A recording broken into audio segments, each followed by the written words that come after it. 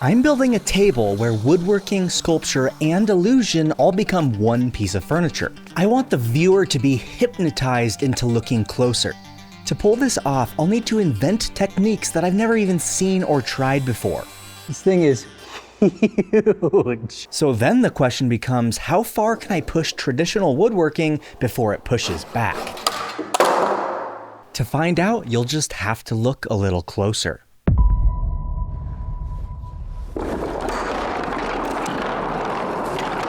I have a lot of walnut offcuts from that amazing last project that I did, and I think I have just the solution to use at least some of these and some other wood species that I have in my shop. They may be cut-offs, but a lot of these have like amazing grain and figure because they came from premium boards that I used for other projects. And I have a fun idea. If I cut these into small geometric shapes, what can I do with those? They all just disappear. And since they are small pieces, I need a solution. So I can just 3D print a new zero clearance, and I was able to download this off of Bamboo Labs Maker World, which is super handy because then I don't have to spend the time modeling it. The only thing I suggest is use 100% infill, and you'll see why here in a little bit.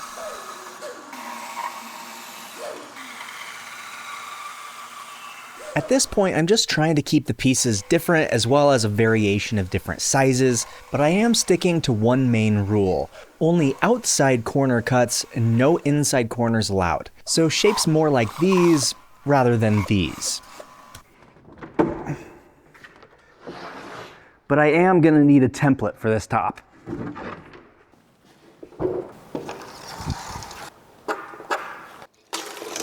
When I say template, I actually mean several different things. First, it will serve as a template, but it'll also serve as a place for me to glue these pieces to, but it'll also be a form in the end. And with those pieces that you saw me cutting, I want to do a really cool spiral mosaic. I think it'll just lend itself to the hypnotic vibe that I'm going for. And not hip, like, yeah bro, that's hip. I more or less mean, here, I'll just explain. Alright, so quick proof of concept. I need to be able to tile these and have them orbit around this and look correct. And yeah, just as a proof of concept and not putting like a lot of energy into it, I'm confident that I can make this look good. So I'll see you in another year or two. Because I have another trillion pieces to cut. And that's just the walnut. All right, there's those. I'm gonna do some different species now.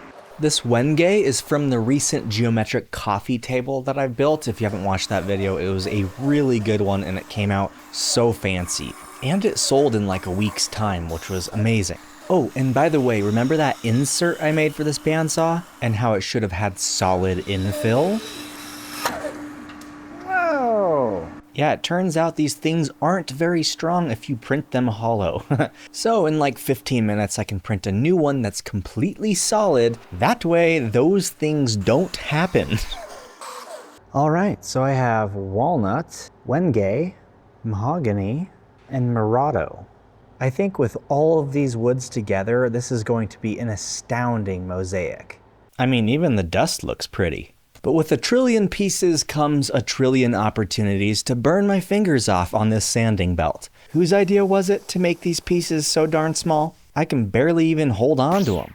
And that's not the only problem. How do I keep my sanity while doing this for a few days straight? Especially when I have zero help from the one support creature in the shop. I know, pathetic, but I only sanded my nails slightly. Okay, that took like a day and a half to do every single one of these pieces, and now I need to seal every single one of these pieces. You know, I've said in a previous video that when you have multiple items, but then you have multiple tasks for those items, things start to compound and multiply really fast. For instance, if the processes are I have to cut, then sand, then seal, then glue, if you multiply that by 1 trillion, I think the most accurate answer is a lot of days, and that's with Bridget's help, at least on this part. You may be asking, why am I even sealing these? And that's because if I don't, some of the future things that I'll be doing will turn this into a bubbly mess. And that's not very hypnotizing, now is it? All right, let's see if they cured. Ooh, yes they did. Oh, and they're coming right off. Perfect. So I just saved myself some pain and I went to put them in a bucket, but I realized that when I'm doing the mosaic, I want to be able to see what next piece I want. And so they're already laid out perfectly. I can see the sizes and the shapes, the colors, everything. I should leave them alone. As an artist, I've learned for the most part, I shouldn't just throw things at the wall and see what sticks. So I'm running another test to see what it looks like if I mix the colors versus keep them separated. All right, so this one is where the colors are mixed. And then over here is where I did some color separation. So I thought about it for a while, and I even did another section over here where they're mixed colors. And I just feel like there's something lackluster about this. The separation in color it makes it feel exciting, so I'm gonna do that.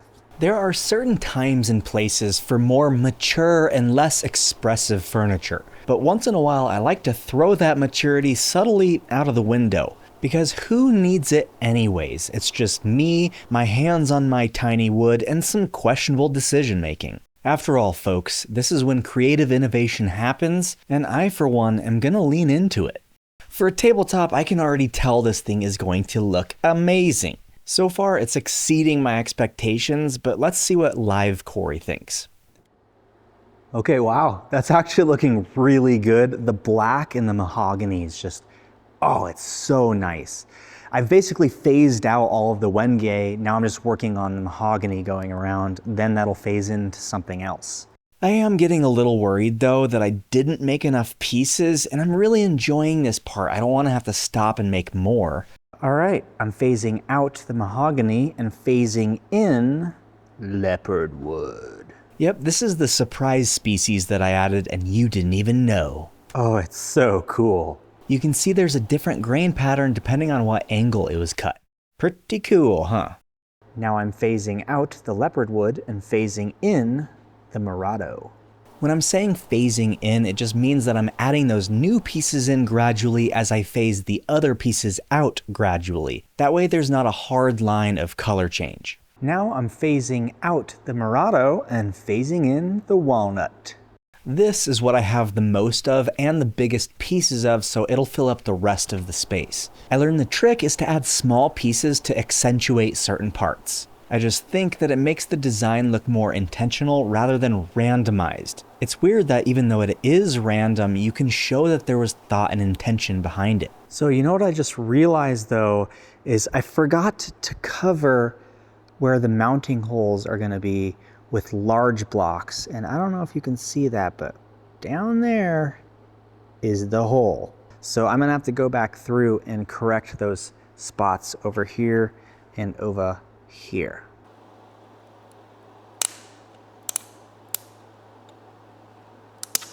The holes I'm talking about, I drilled out of the template earlier. And if I don't cover them in large blocks, you would be able to see the mounting screws later, which would really kill the vibe.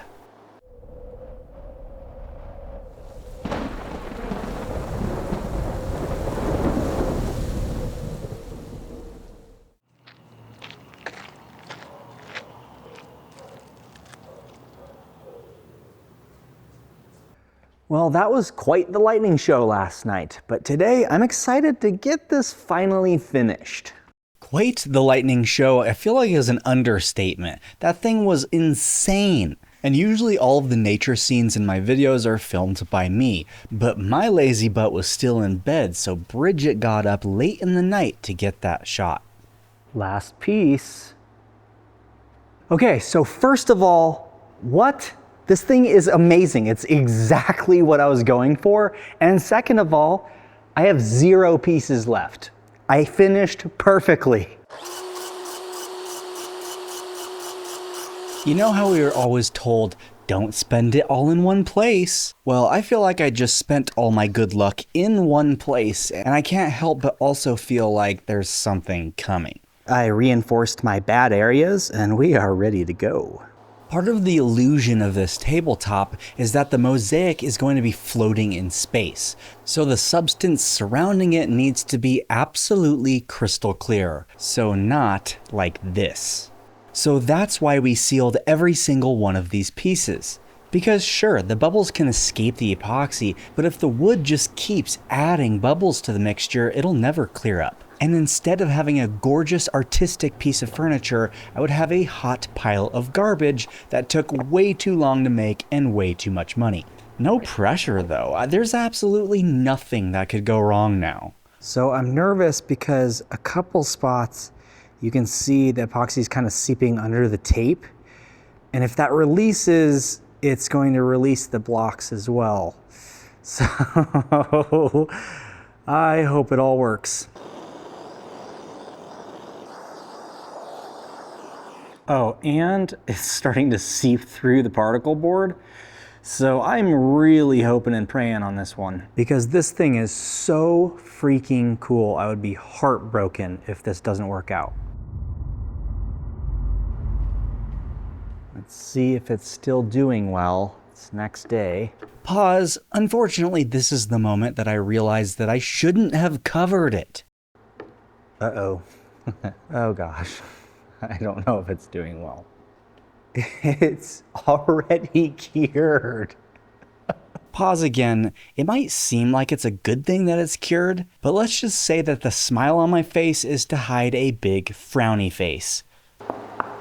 It's cracked right here. It's weird. There's like bubbles running across on the bottom.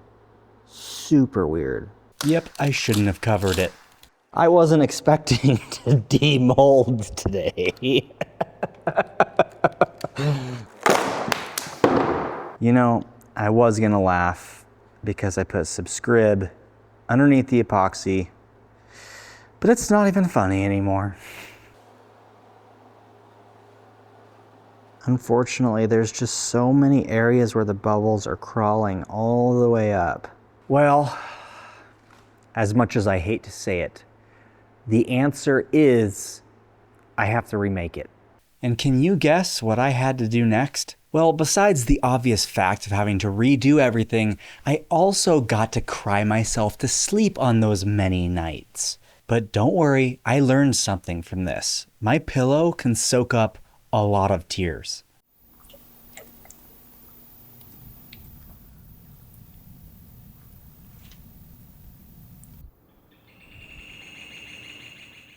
All right, so I have the tabletop curing, hopefully this time, and I need to make the complex bent lamination base.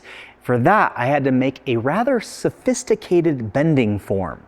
With a spiral, there's really no good way of breaking up this form where we can clamp it all together without having to feed the veneers in like this. And by that point, at a larger scale, they start breaking, things start happening, you have glue everywhere, and it just doesn't seem to work. You also can't really feed them in from the end because getting them to go all the way around to the very end is basically impossible. So the solution I found would have been like really hard to make it out of wood, extremely hard, especially because all of these joint together. So instead I 3D printed everything on my Bambu Lab H series machines because they have a large bed and they are very quick. So I engineered the inside run to just dovetail together. Then I can just insert the start of my veneers. The outside then tilts and locks in and can be clamped together. This odd looking section just makes sure that the form can open up so I can get the veneers in first, then everything can be clamped back into place. After that, there has to be braces so that this whole thing can't move and deform. So these have to go in. And then we can just continue the process as we go. Since there are so many pieces, I had to keep track of them some way. So I numbered or lettered them and I could deboss the text right inside Bambu Studio. And Bambu Lab is the sponsor of today's video, which allows me to do crazy things like this.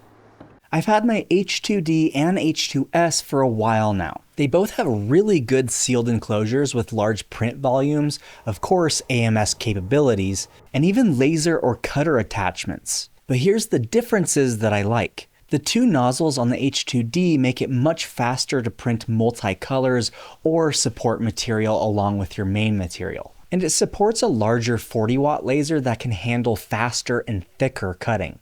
But the H2S has some different benefits. It has less cost and it's been simplified down to one nozzle, which gives you more access to the printing bed because then there's not left and right nozzle zones to consider. So I can just pack this thing full of large prints, and trust me, I do frequently. The thing I'll be relying most on this project is consistency between each part and the ultimate clamping strength they can take. I really can't have any failures at this point, and I can trust my Bambu Lab machines to do that. So if you feel it in your gut that it's time to make more possible, I'll put links in the description, and using those will just let them know who inspired you.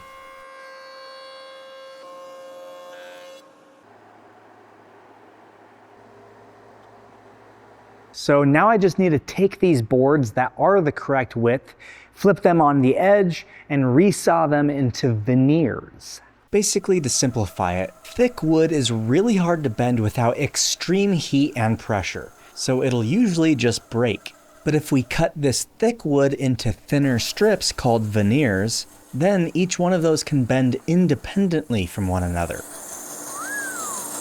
I mean, it barely even has to be sanded at this point. That's crazy. So yes, I'm about to spend a lot of time cutting a lot of strips just to glue them back into the boards that they once were, except curved this time. Because I built straight things once, and that man was so yesterday.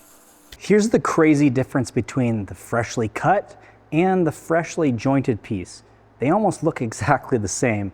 That's how smooth that blade cuts. It's just like miraculous. That's what a carbide-tipped Resaw King blade will do, apparently. I've never really stopped to take a look, but I'm surprised. I just need the cut to be straight so I don't get a bunch of drift. Well, at this point, I'm basically splitting hairs, so let's see how this goes. And I would just love to give you shop sounds right now, but they're not super nice right now. That'll come later. Oh, it pops through. That's why I'm not using my hand.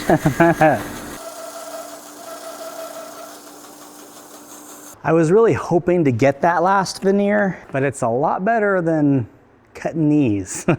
I did, however, get 7 veneers out of that one board, which is impressive. I was, in fact, finally able to split a hair, though. It was incredible. Oh yeah, baby. But unfortunately, it's not all rainbows and butterflies. That's the moon tonight.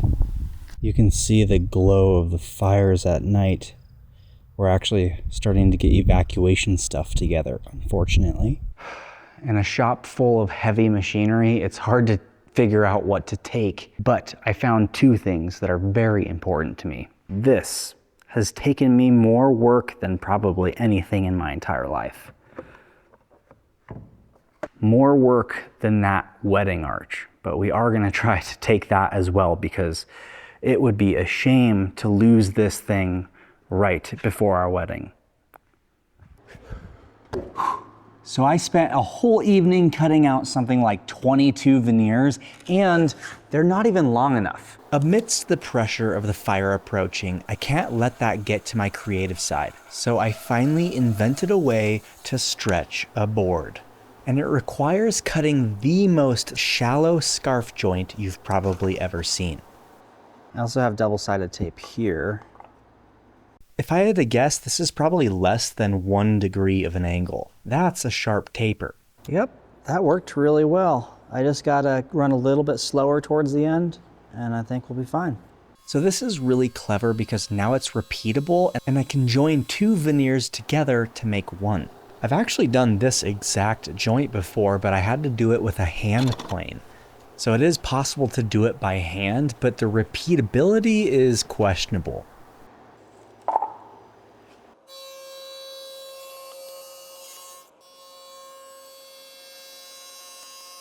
So it's next day, and I,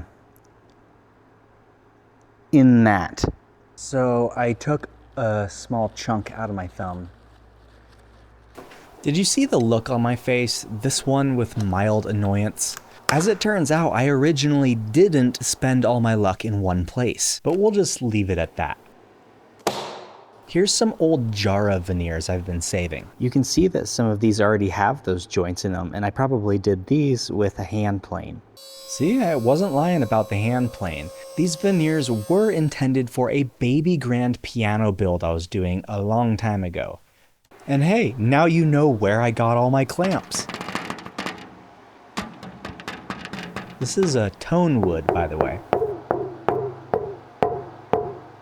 I mean, look at that Frankenstein veneer I made. The inside veneers won't really matter, but this Murado is gonna make a gorgeous outside shell. And voila, like magic, they're ready to go. Well, unfortunately, it never ends. Hubbubs. Yeah. Anyways, I counted all of the long strips that I have. I only have 20, which means I need more. I have these veneers though, which were also supposed to be for the baby grand piano, and it's maple with the grain running this way actually. I'll show you a quick snippet of how I'm joining these, only because it's different.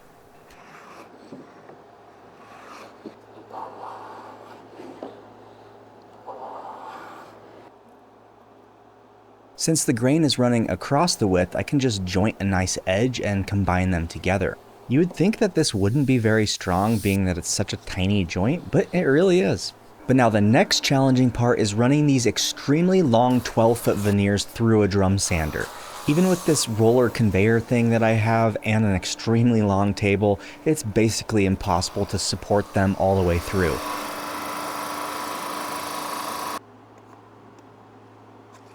So it actually gets much more complicated from here. These aren't staying rectangular. They have to taper this way.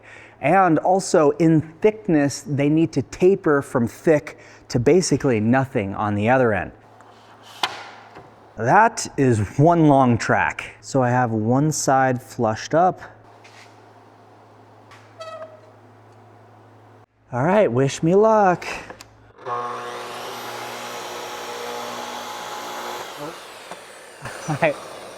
I was about to already cut into that. All right, wish me luck, take two.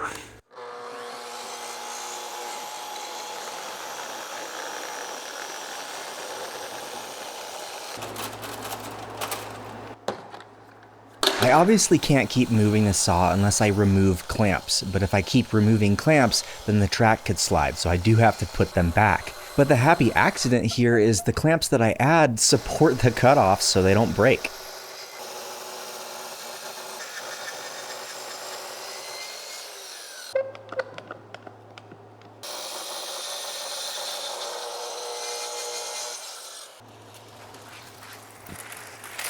The other side has to be done too, so I got this really cool time lapse of it in 3, 2, 1.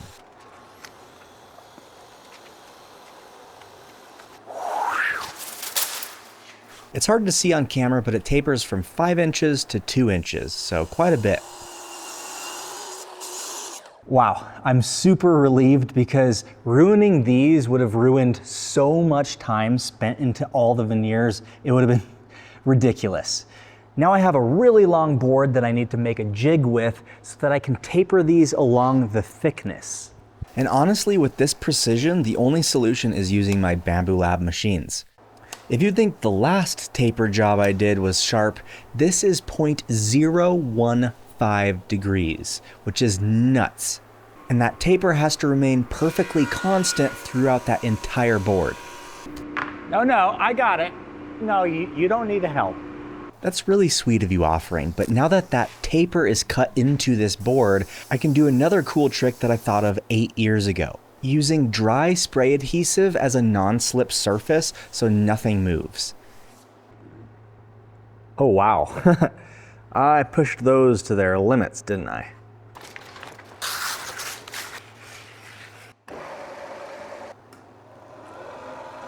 This is really cool actually. Now if I send those veneers through on my jig that I made, it'll taper them from this thick down to this thin.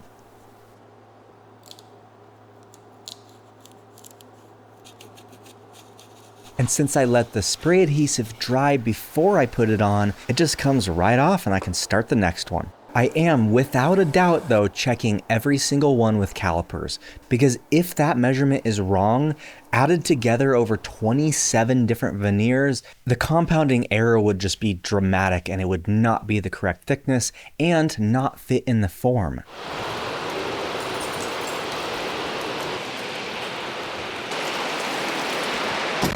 Thank buds. It's raining. It's raining hard, huh? But man, that taper is perfect. And guess what that rain means? No more fire, thankfully. Now I can gleefully test things to see if it's all gonna work. Okay, so it did go.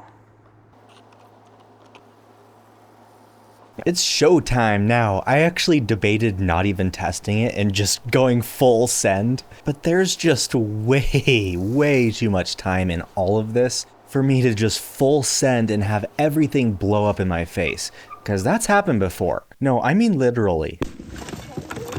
They're not all winners. Perfect. Oh yeah. Oh yeah.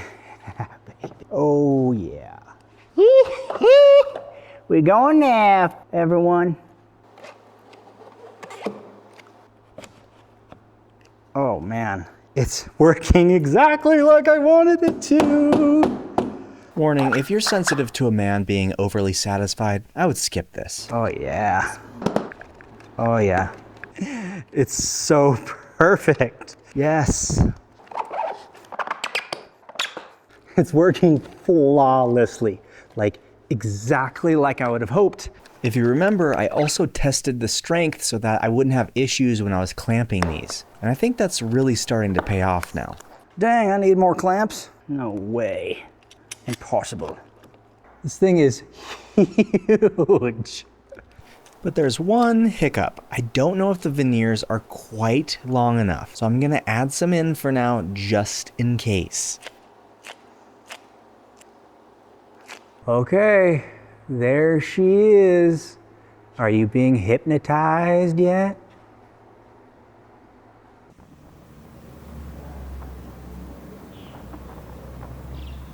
Walking in, that thing is just a beast.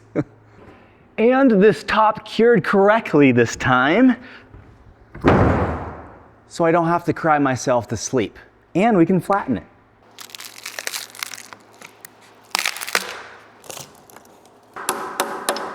Is it on there forever?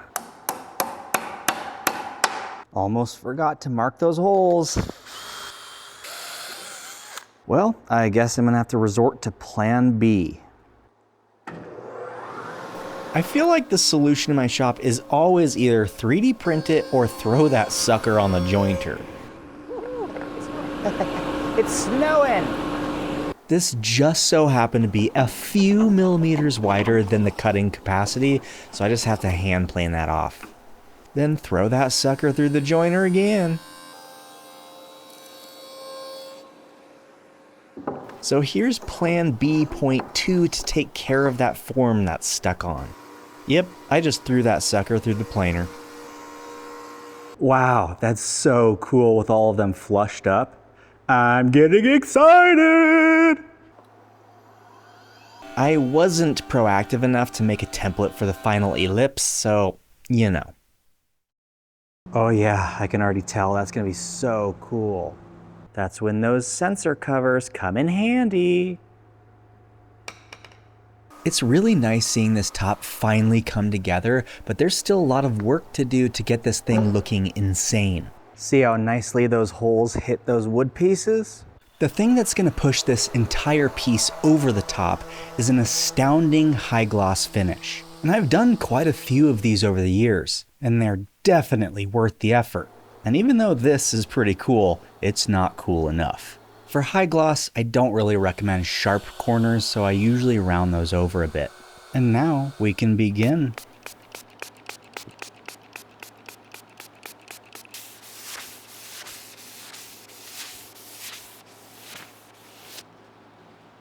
This is the moment where everything starts to clear up and look like glass, and I don't know why I'm whispering, but it's just so nice.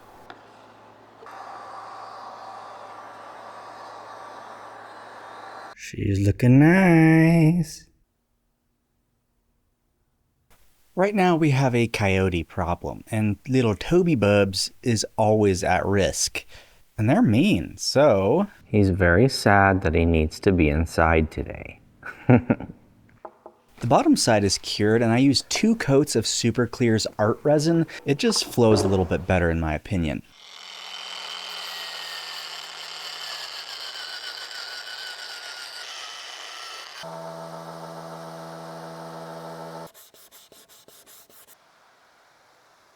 Now it's just time for the top.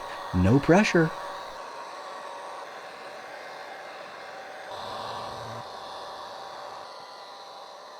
If I get to it at just the right interval of curing, I can fill any holes that might appear.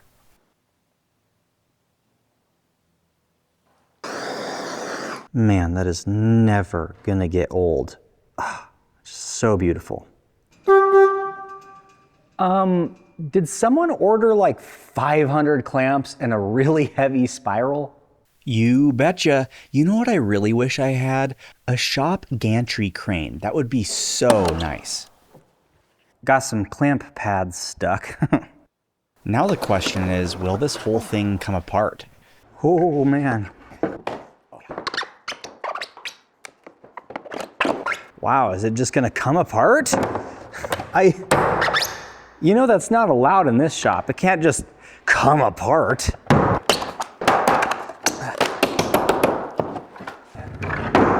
There we go. Did it work? I can't tell. I put a level across just to see if when I cut this, it'll cut across that joint. Guess what? The joint is exactly where I need to cut. I got so lucky. Well, that's not right.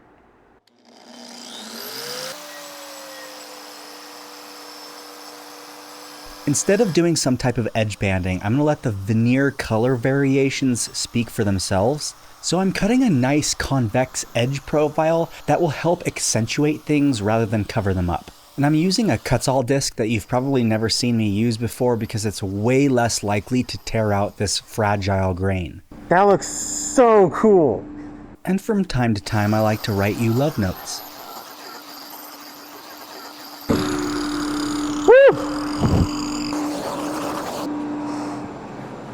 It's going to be a late work day, but it sure is beautiful.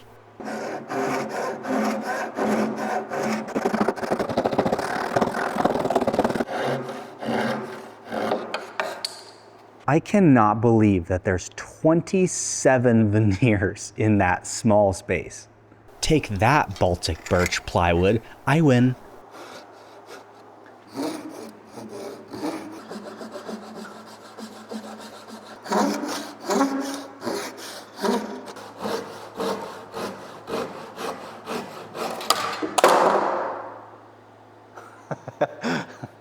Look at the compression of those veneers. That form worked perfectly. There's no gaps whatsoever. This is where I shut up and let you enjoy some nice shop sounds.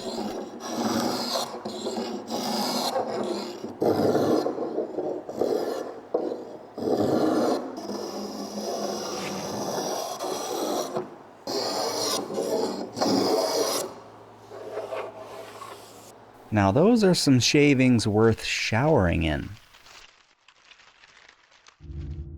Forming an edge profile by hand takes some finessing. It takes practice, takes patience, but just like doing high gloss, it is so worth it. It's also kind of the gateway drug into sculptural furniture. Once you see what's possible, it's hard to go back and you start thinking about things much differently. I actually started a mentorship program where you can sign up and have one-on-one sessions with me to learn something called the Fortress Formula that I developed. And my sign up already came and went, but if this is something that you want access to in the future, leave a comment. Are you being hypnotized yet? So I'm gonna attempt to put this thing through the jointer, and I say attempt because, well, I think that should be obvious. And if it's less obvious because you're not a woodworker, usually you don't put things like this through the jointer. But in this unique case, it really is the best tool to create a flat facet on one side. Didn't I say earlier that I either 3D print it or throw it through the joiner? It's always a solution. And everything stands perfectly upright. Okay, so for this lower base that everything attaches to, I just glued up some boards of poplar and then cut the oval out on the CNC, as well as this really nice flowing top arc. And I used poplar so that I could just veneer this with that beautiful Murado. That way it matches the spiral. I need to get rid of these ridges first.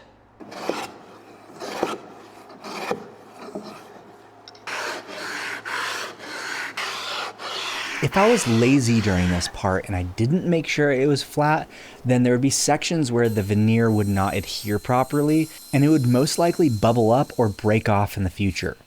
So this veneer will go around these wide curves easy.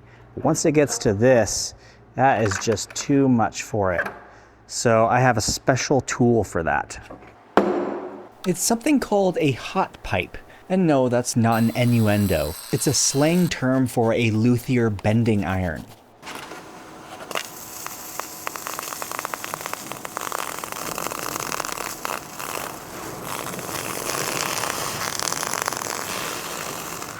I actually made this hot pipe between 8 and 10 years ago when I was building more instruments. That was before my YouTube era, so I wish I had video of it, but I don't. This was primarily used to bend the guitar sides for acoustic guitars. But what it's doing is really cool. It's superheating the water in the wood, which is creating steam, loosening up those fibers, and creating a permanent curve in the wood. This is different than bent lamination because in that form, you have to make sure the veneers are thin enough to do the curve without breaking, or do some sort of steam bending prior to the bent lamination. But doing it this way is really helpful because I can just whip out my hot pipe, do a few quick moves, and I am on my way. No fuss, no muss.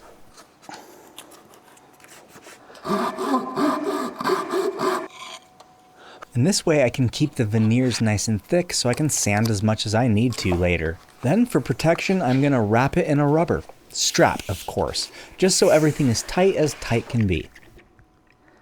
All right, there she is. Now I'm using the cutest little hand plane. It's called a finger plane, and I modified it with a curved bottom because that's when I was carving my violin soundboard. Just thinking about it now, this project really has brought out a lot of the old tools that I used to use, as well as techniques that made me fall in love with woodworking in the first place. And by the way, I do go into much greater detail on a lot of these techniques in my Patreon if you happen to want to join. No pressure, I just want to let you know that that information is somewhere. Instead of a vacuum bag, I'm using a clamping form for this. If it were any more complex, I probably would have just done the vacuum bag.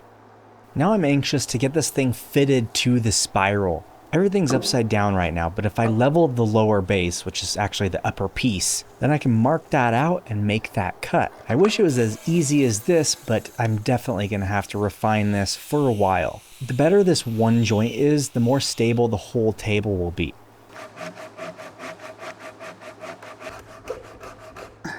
What? But now she fits like a glove and level both ways.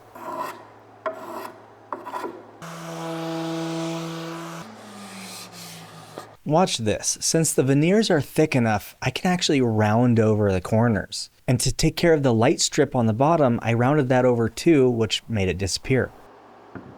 An important aspect of making high-end furniture is the assembly. This trapezoid pattern of holes ensures that it can't be put on backwards. And in the rare event that the furniture gets damaged, it can be taken apart to be repaired. Wow, that bit is so dull.